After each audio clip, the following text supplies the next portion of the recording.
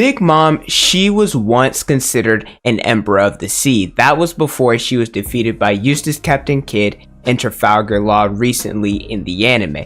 Now, I don't necessarily know if she's dead or alive. It's up in the air. I'm under the assumption that she is dead because she is no longer in the story anymore that we know of.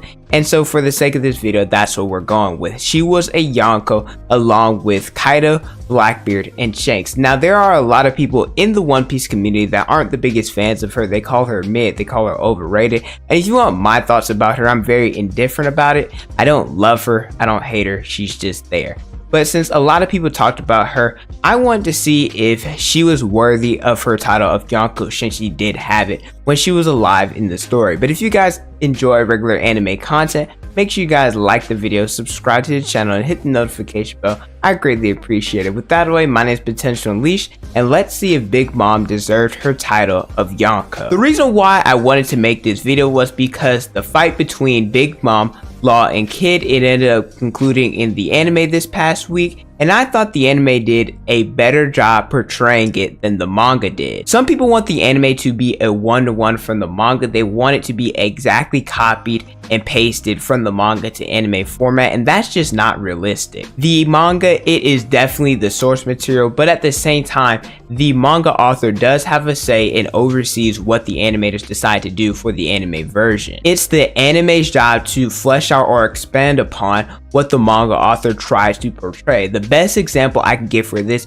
is King versus Zoro. In the manga version, Zoro, after he got advanced conquerors, the fight, it was over in just a few pages. And then the anime version, they fleshed it out, they improved the choreography, they made the still pictures even better, and we enjoyed that fight way more in the anime than we did the manga. And the same thing happened with Big Mom and Kidd. They added more from the manga version to the anime to make it a better fight. Why does Big Mom get so much hate compared to the other Emperors of the Sea? And I think that's because she is not portrayed in the best light compared to the others. Whitebeard, Blackbeard, Shanks, Kaido, they all have the feeling of being a Yonko of the Sea. Whitebeard at Marineford, when he went against everybody. Shanks, him one-shotting Kidd with Divine Departure. Kaido taking on everybody from the Onigashima, from the Kaiser 9 to the Worst Generation to Yamato to a Gear 5th Luffy, and even Blackbeard, who he gets some hate, but this is not his video.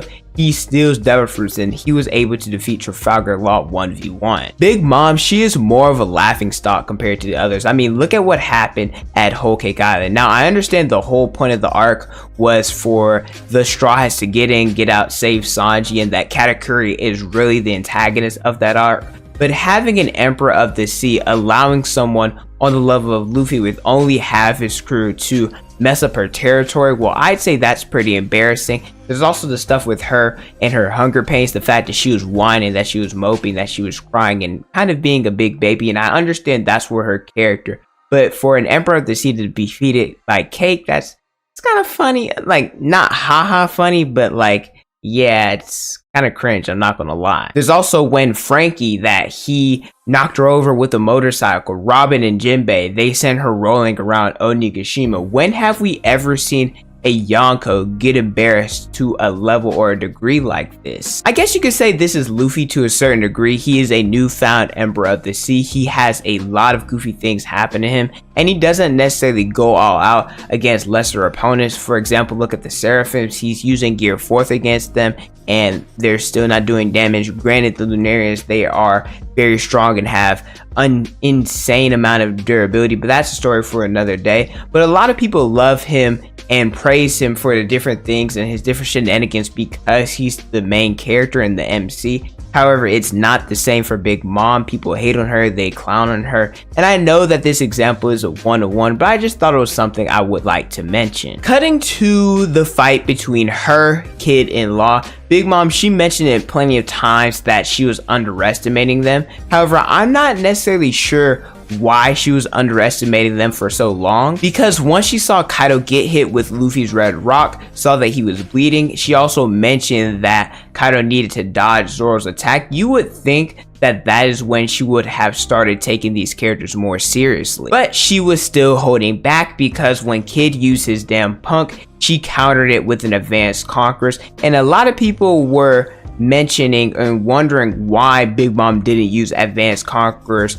the entirety of the fight, and the answer was because she said that she underestimated. And like I said, I still think it's dumb that she was underestimating them for so long, but hey, it's Oda's story, it is what it is. And then after she was pushed off of Onigashima by these two, she fell into lava. Let's not act like Big Mom didn't do damage to these two, because she was going against two users who had awakened their devil fruits, and we know how important awakenings are. I mean, not counting the impale down jailers because there's no bodies, and before Lucci and Luffy because they awakened after Kid and Law, the only two people of relevancy to the story that had awakened or shown that they could awaken their devil fruit were Doflamingo and Katakuri. And then when you look at Law, he has, besides Luffy's probably, I'd say Law has the most broken devil fruit in the series, and Kid, his devil fruit with magnetism, it's no joke either. Kid and Law, during this entire fight, they were definitely struggling. Not on top of Onigashima, but when we went inside, they were unconscious at some point. I mean, look at that scene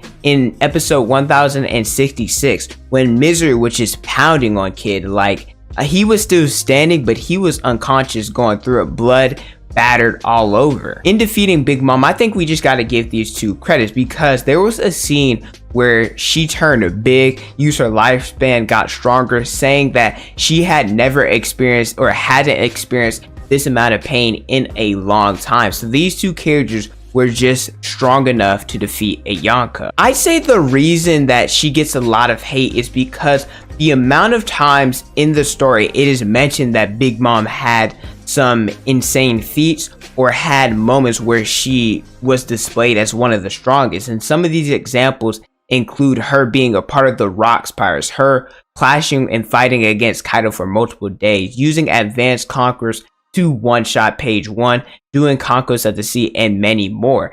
And so, since she's been betrayed to be someone as strong as Kaido, can we honestly, well, I don't know if I can, but can you guys really say that Kid and Law are strong enough to take on Kaido? Maybe, maybe not. Then there's also the question of, should every top tier character, specifically the Admirals and the Yonko, should they have all the advanced type Haki? And personally, I don't necessarily think so. I think only a handful should, which would separate everyone who's up on the top. Because I personally don't think that every single one of these characters needs to have future sight, needs to have advanced conquerors, needs to have advanced armament, because the top, it would be very saturated. I think you can still be one of the strongest without having every aspect of advanced Haki. I mean, there's plenty of people with strong devil fruits already. Now I gotta go over the requirements of being a Yonko, because I feel like a lot of people just try to equate it with strength. And yes, that's important, but that's not everything. I mean, look at Mihawk. He can fight with admirals, fight with other Yonko, and yet he is not considered one. Another major factor is influence. And Big Mom, she has the strength of being a Yonko. I mean, she has all three types of Haki. She has advanced conquerors. Her devil fruit is broken. She can make the homies like Prometheus, Napoleon, Zeus, Hera.